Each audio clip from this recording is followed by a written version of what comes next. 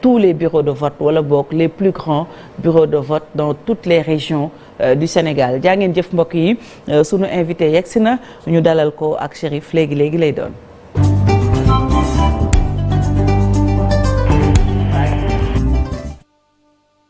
Alioune Tine moo jiite Africa Jom Center moom la ñuy dalal maa ngi lay nuyu bu baax.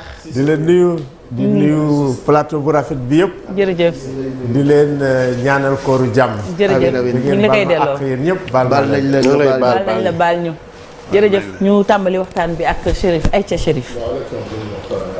xam élection bu baax depuis ba ngeen nekk rajo société civile daa ci joué rôle code électoral bi ñu wax nga xamante ni njëkk nañ ko amit mu indi fii li nga xamante mooy transparence bi bàyyi onel bi daan ko samp yéen bokkoon ngeen ci daan ko saytu di des ci élection bi nag yàggatul daanaka le 24 incha allah dimanche la Sénégalais yi war a dem campagne bi ban regard nga ci def parce que dama lay suivre ci X mooy ngeen daan tuddee Twitter ngay am ay appréciation di noter candidat yi waaw li ñuy gis mooy man équipe bi ñu am baax na vraiment et puis programme yi ñuy dégg tamit am y a beaucoup d'imagination ñi nga xam ni sax bokkuñu ci école occidentale ñu ngi def ay propositions yoo xam ne am na solo wax ko kii boo jëlee am nañu des gens yoo xam ni c'est des gens très compétents ci campagne qui font des propositions importantes les Mamadou Lamine Diallo les Boubacar Camara tu les écoutes les Déthié Fall tu les écoutes parce que je parle pas des gens yi nga xam ni ñoom c'est des ay nit ñu am ay nit lañ quoi xam nañ leen mais les Serigne Mboup qui vient de Koki quand même je pense que ça c'est important ñu wax ko et puis bon on parle aussi de choses importantes de monnaie c'est important on parle de la capitale c'est important on parle de l'industrialisation c'est important on parle du chômage et de l'emploi des jeunes c'est important on parle des réformes institutionnelles dans lui il y a du contenu et puis Aliou Mamadou Diallo géographe tu l'écoutes Mamadou Dia pardon Aliou Mamadou Dia donc vraiment maintenant quid maintenant ci bon le projet et le système yi wax quid également aussi de la campagne de Benno la compétition elle est sévère le niveau est élevé je parle quand même la seule dame qui reste qui est jeune encore l'arc voilà l'arc de propositions très intéressantes avec beaucoup d'audace beaucoup de compétences elle a un parcours quand même cette dame donc campagne bi de mon point de vue neex na mais quand même il y a des problèmes parce que il faut que le ministre de l'Intérieur campagne yi ñu doon def pour wane nit ñi nan la ñuy voter ak di sensibiliser c'est extrêmement important. mais déjà ñu ngi koy def ah ça c'est une très bonne chose. bu ñu koy def les spots c'est très bien il faut ñu continuer di ko def. il y a la violence. waaw parce que quand même. waaw am na booy xool loolu nag il faut que ñu li ci des. c'est vrai que dina am xuloo c'est normal compétition foog mu am xuloo parce que enjeu ba moo rëy mais quand même xuloo bi ñuy gis. ñaari cas rek la nag violence bi mooy waa kër Macky Sall ak kër Ousmane Sonko. kon nag li ñuy wax dañu naan ñoom ñaari cas dañu naan Amadou Ba puisque moom mooy candidat bi na lancer un appel. pour que violence du am sympathisants yi ñu bañ a violent. kii di Diomaye itam quand mu lancer un appel ni violence du am parce que gis naa démb sax mu dem ba mu ni fii ñu jëm day am violence mu dellu. donc ça aussi quand même c'est une bonne attitude hier donc il faut que leader yi ci seen bopp.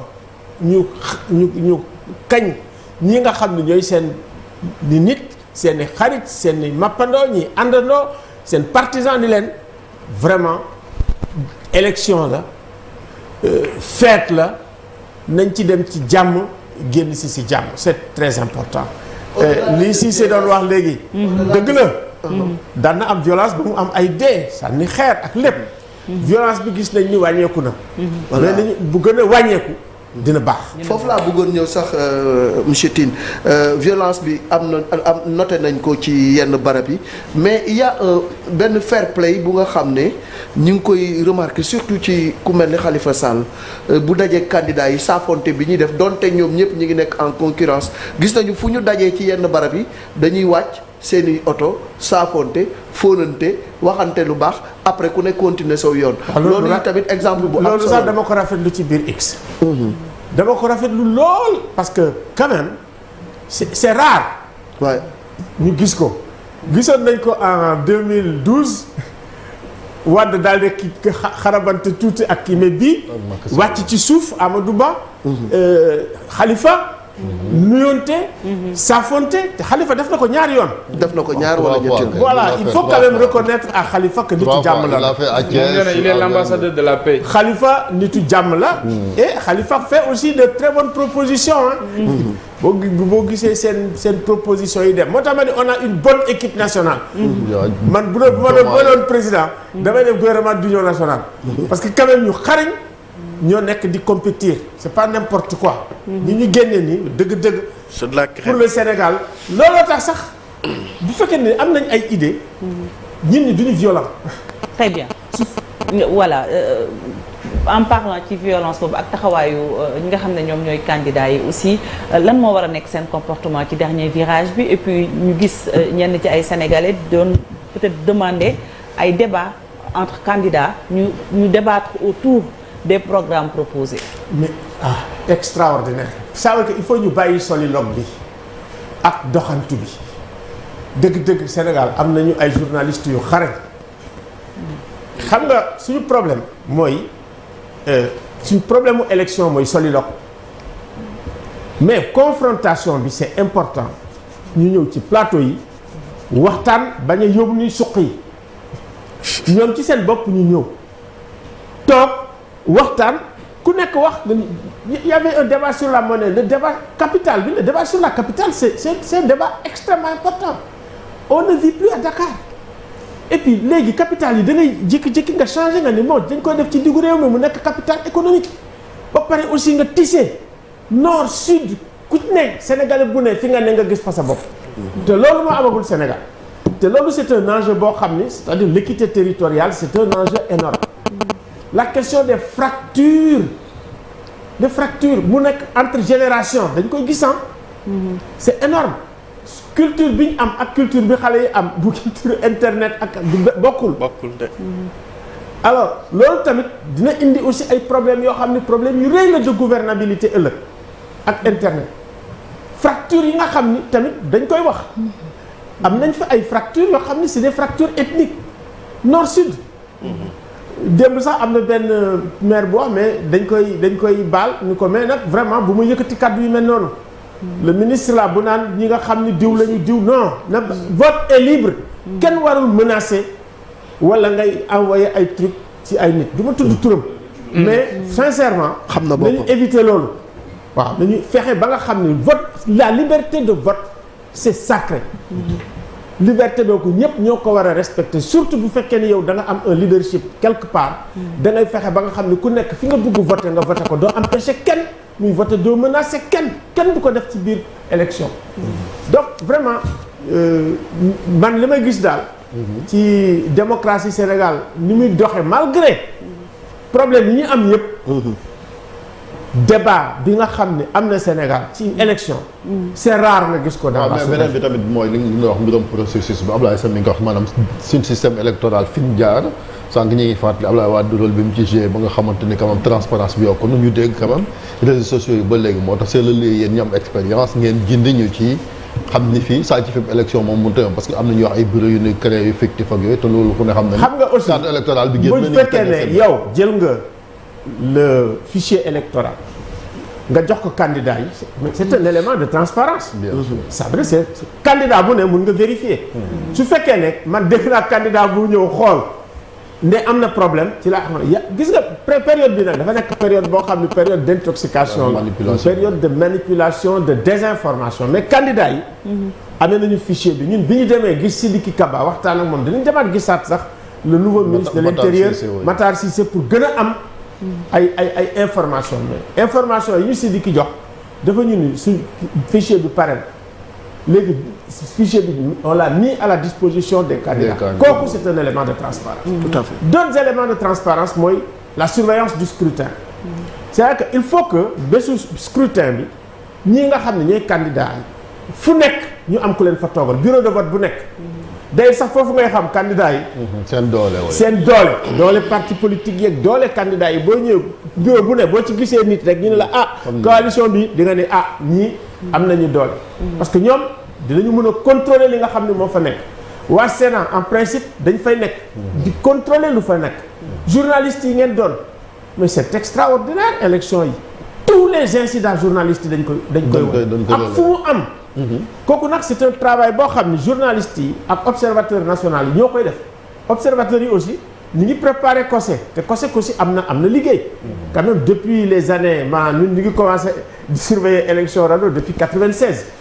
bon xale yi ñoo jël suñu relève sax ñoom mu Ndiaye Cissé bon ñu jël suñu relève di dem mais xarañ nañ. xam nañu luy observation des élections donc aar suñu élection ils seront prêts nañ liggéey am na ñeneen aussi. je pense que F24 ñoom ci seen bopp ñu ngi préparer aussi surveiller. ak ñi jógee bitim réew.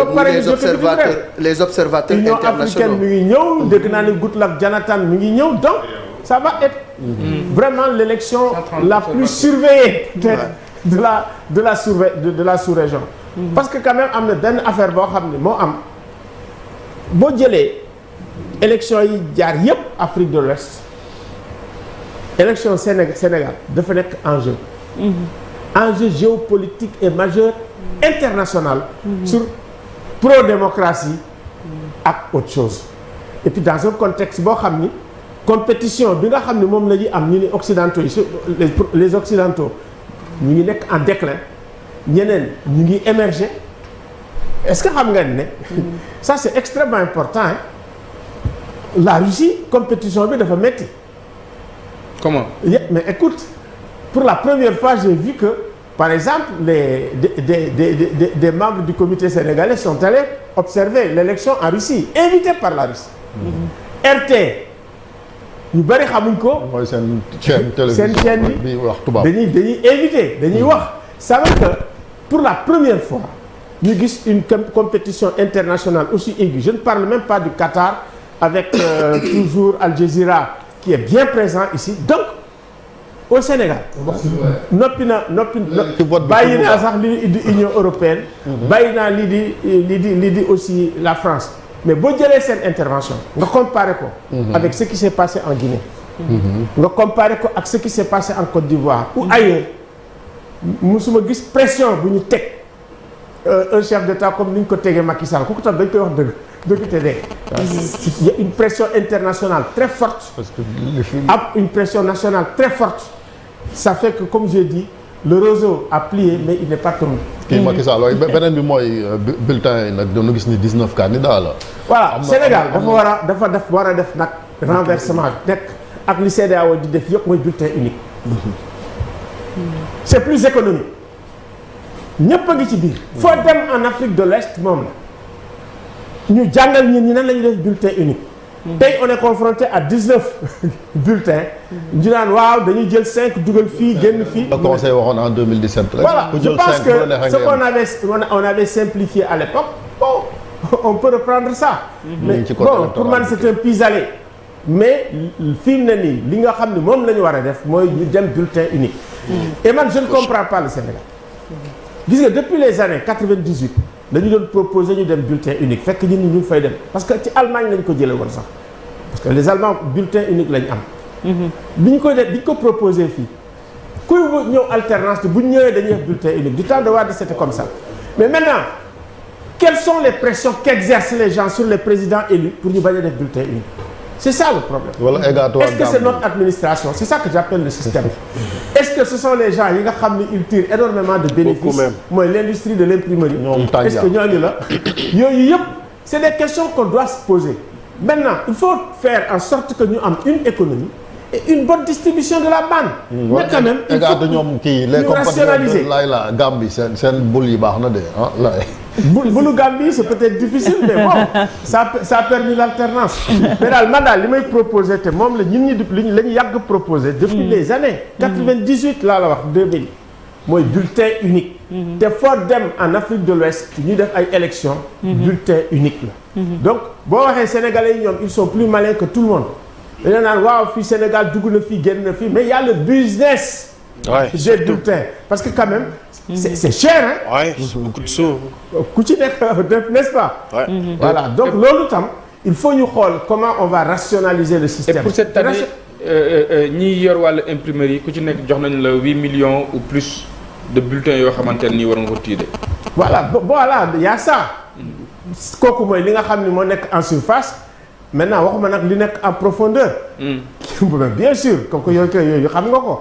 c'est en réalité c'est ça qu'il faut gérer aussi dans notre pays quoi ça veut dire il faut assainir les finances publiques il faut la question de la corruption parce que duñ ko wax mais bon c'est quelque chose boo xam ne dafa ne nii mais loolu tamit ñu ngi ciy xaar président bi nga xam ne mu ngi ñëw parce que réew mi mën nañu faj góom yi boo fekkee ne la question de li ñuy wax les crimes économiques que ces crimes ne restent pas impunis l'impunité des crimes économiques dafa yàgg léegi bu fekkee ne yow far nga fii rek c'est fini yow ci sa bopp da ngay am immunité te loolu la ñu gis. crime de sang la moo am impunité cinquante c'est grave crime de sang warul am impunité. parce que ça bu dee Ablaye sax amul question. foofu ci actualité bi sax mooy. affaire amnistie bi boo jëlee la loi d'amnistie. dégg nga waaw loi d'amnistie. ba ñëw si léegi libération nee nañu. ña taaloon biis ba tey démb libéré nañ leen. maa ko gis naa ko ña taal université libéré nañ leen. gis naa loolu yëpp. oui loi d'amnistie ak loi d'amnistie ak impunité ñoo ànd et te loi d'amnistie du amnistier les crimes internationaux ak les crimes de sang du fekkee ne dañu bëgg juboo dëgg dañuy def comme ni sud-africains yi defoon c'est-à-dire que il faut qu'on mette un mécanisme gis nga mécanisme boobu il faut que ñu teg ko en place parce que après affaire bi daf ñuy toppam wala bokkutoon ci protocole bi man droit de l'homme laa nekk. waaw non mais dañu woon médiateur man j'ai toujours appelé. oui j'ai toujours appelé à l'apaisement. j'ai toujours appelé. donc dafa dàkk rek j'ai toujours appelé à l'apaisement. j'ai toujours appelé au respect des règles et des normes. mais gis nañ la ci teggi norme essai de droit. te bi ñu nee amnistie dama ne mettez un mécanisme en place pour l'accompagner muy paix c'est important la paix parce que kooku dañ ko soxla jàmm ci lépp la xaj. la vérité ñu xam lan moo xew. la justice c'est important. mais y a pas ces deux là nga ni vérité ak justice moom amul. déggoo li ma la si vérité am na vérité dafa dañ ko soxla. mais xamul quoi xam nga doo toog déglu ma may la tuuti. soo toogee ma déglu bu baax li ma tudde man les récits de prison ñun ñi li ñu dund ci biir prison bi li ñu génne. nan lañ leen jàppee nan lañ leen tëjee nan lañ leen génnee. su fekkee ne da ngay jël nga xool toute la chaîne des responsabilités mais da ngay tiit ci suñu état bi da ngay gis koo xam ne deful dara ñu jàpp la tëj la pendant longtemps mais naka lañu mën a am justice bu mel noonu parce que kooku c'est un problème ñun am nañu benn problème boo xam ne benn la mooy suñu justice ça a été un remède parce que bu ñu xoolee cour constitutionnelle ak cour suprême dañu naan dëgg-dëgg mais également poison parce que bu ñu gisee quand même ñi nga xam ni nee nañu li ñu dund yëpp dund nañ ko problème justice am nañ ko il faut que ñu relever justice bi problème administration am nañ ko bu ñu la nee demal siège u Déthié Fall nga tëj ko parce que opposition bi fa lañ ne ngeen dem wër ko mais c'est illégal ordre bi c'est illégal ña fa di ko def c'est illégal mais yooyu suñu administration war nañu ko xoolaat c'est que quand tu regardes tout le processus électoral nu mu demee nga analyser suñu état de droit mais da ngay tiit ñu ngi ci génn c'est très bien on se relève de ça mais il faut que ñu def état des lieux fan lañ jóge étudier ko waxtaane ko foofu la vérité am neex justice maa def lii nga ni waaw pardon c'est important maa ko def nga balu ak réconciliation mais on doit réconcilier les Sénégalais. mais les fractures yi am man soo ko fekkee da nga koy jël à la loupe nga koy xool da ngay tiit. et victimes yi dans nga tout baal ma ça àq de c'est-à-dire que tey bu ñu amee sax candidat à défaut maanaam candidat par défaut de l'opposition ñu wax ko bañ ko wax c'est la réalité. mais non attends le candidat de Pastef le vrai c'est que Sonko. pourquoi Sonko n'est pas sorti mais yooyu yëpp c'est des analyses yoo xam ne à la fin comme on dit du jour il faut ñu analyser yooyu yëpp ba pare mënuñu xam impact bi aussi. vérité pardon réconciliation oui réparation des waaye nag voilà foofu laa jëm les réparations foofu laa jëm président parce que am na ñi nga xam ne tey ñàkk nañ ci seen bakkan ay famille yu bëri tey endeuillé nañu lan mooy seen cër ci lii nga xam ni surtout moom moo xew ñu bëri seen alal yi tamit yàqu ci voilà vérité les oui réparations parce que quand même am na ay préjudices yu énormes te réparations yi sax dafa bëri am na victimes yi dee am na ñu yàq seen yëf. surtout ñu gaañu bakkan yi. surtout ma ne surtout bakkan yi. bakkan yi rot. yooyu mënuñu ko réparer. mais vérité justice pardon réconciliation day tax ñu purger les haines purger les sentiments de revanche yoo xam ne dañ koy garder parce que boo ko garder xamuloo fan lay éclater waat. parce que attention yooyu waruñu ko denc dañu war a seet nan la ñuy fexe ba nga xam ne dinañu ko purger les cœurs purifier les cœurs de toute haine te loolu dafa fees boo duggee ci biir internet nga gis xale yi ni ñuy bindee léeg-léeg boo nee pardon wala waxal ak diw mais da ngay tiit les termes qui sont utilisés sont des termes extrêmement forts. keroog laa toog bay déglu benn kii space xale yi dañ may invité seen space mais bi ma dégloo xale yi après dama ne je me suis dit même ce qui se passe en ce moment au Sénégal d'où une alternative pour beaucoup de jeunes au Sénégal.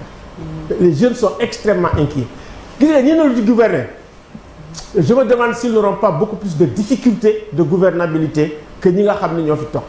xale yu bari ils ne se retrouvent pas. Toutes les questions yi ngeen di poser ci justice bi ci problème chômage des jeunes yi nga xam ne c'est des jeunes nga xam ne da ngay dem nga am doctorat nga nekk jakartaman yooyu yëpp dama ko dégg xale yi di ko wax mu dégg ni ñuy waxee ma ne il faut ñu toog di déglu les narratifs gis nga narratifs yi c'est les identités émergentes et c'est des légitimités émergentes aussi parce que la légitimité aussi il faut la dissocier de l'élection du élection rek mooy kii surtout que ñun suñu élection yi nu muy mel ak suñu légitimité électorale yi ñu mel dissociation bi boo ko xamul boo ko deful doo xam qu'est-ce qui se passe dans la société et ce qui se passe dans la société c'est extrêmement important te kooku dafa laaj ñu bàyyi ci xel bu baax a baax ñu ngi dem mais il faut dire que en réalité on va vers quelque chose dañu am dara mais inachevé. ñu ngi xam ne waaw contribution bu jeex waxtu Afrique du Sud ça paraît loin mais plus près de chez nous quand même ci réparation yooyu ak vérité yooyu ce qui s'est passé en Gambie je pense que après départ Yaya Jammeh nga xam ne procès presque du procès sax parce que audience publique la ça a soigné la société ci li nga xam ne ni moom moo fa doon xew Guinée je pense que Afrique yëpp adduna bi yëpp seetaan nañu le procès Toumba ak li muy nekk yëpp Dadis yooyu yëpp aussi ça soigne la société je pense que Sénégal n'a pas le droit de faire moins même si événement yi bokkul mais dans le processus de réconciliation boobu xëy na on n'a pas le droit juste de passer par pertes et profits li nga xam ne ni moom moo fi xew te ñi loru ñu bàyyi la noonu une toute dernière chose quand même Alioune dans le ci li ñu doon wax je pense que c'est aussi bien sigil administration bi parce que li gënoon a jaaxal nit ñi tey mooy waa bu ñu nee acca nañ dem ci élection yi en 2 semaines et on a vu quand même que cette administration là électorale bu weesoo peut-être ñi ko jiite ci wàllu te di ñu leen digal ci politique comme ay ordre ak yooyu vraiment am nañu ñoo xam ne bu ñu taxawee mat nañu li nga xam ne nii moom la ñuy def parce que administration électorale bi wane na ni tey en 2 semaines lépp mu ngi sur le terrain lépp mat na te loolu ñi nga xam ne ni ñoom ñoo ko téye quand même je pense que c'est important aussi ñu jukkal leen direction des opérations électorales Birame Sène qui est un partenaire de la presse te xam nañu li muy liggéey te non man damay aller un peu plus loin nga may ma tuuti je pense que ñu quelqu'un comme Sidiki Kaba man xam naa ko li nga xam ne def na ko yëpp am na loo xam ne moom la dese du ko weesu Makhtar Cissé il est bon DGE nga bañ ko bon ko xamal ne Thiendella am na expérience en matière électorale. waaw tu es d'accord tu n'es pas d'accord là mais c'est pas le problème c'est pas Thiendella. le problème moi je c'est l'administration électorale. de l'administration les préfets les sous-préfets vraiment Sénat vraiment il y a une expérience avérée on peut leur faire confiance Voilà, je pense que là, au Sénégal, en matière électorale, quand même, on vote ici depuis 1840. Un parti comme le PDS. Chérif, il est 9h11. Bon, le parti PDS, vraiment, Nakari, moi, c'est un grand parti. Et Karim aurait dû être là. Maintenant, le conseil constitutionnel a les décisions. D'accord, mais le conseil constitutionnel a les décisions qu'il m'a dit d'art. Ils sont grands. Ils sont responsables.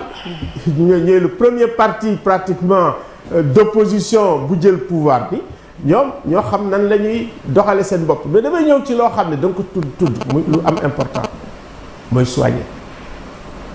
C'est le soin. C'est la philosophie du soin. C'est-à-dire que même état dafa war a soigner. dëgg-dëgg li nga xam ne mooy citoyen bi éduquer ko former ko mu nekk ce qu'on appelle un citoyen capacitaire et en retour ces citoyens se retournent pour soigner l'état de droit noonu lay dem fi nga xam ni soin boobu amu fa rek état bi day woyof. Très bien. dafay effondrer état.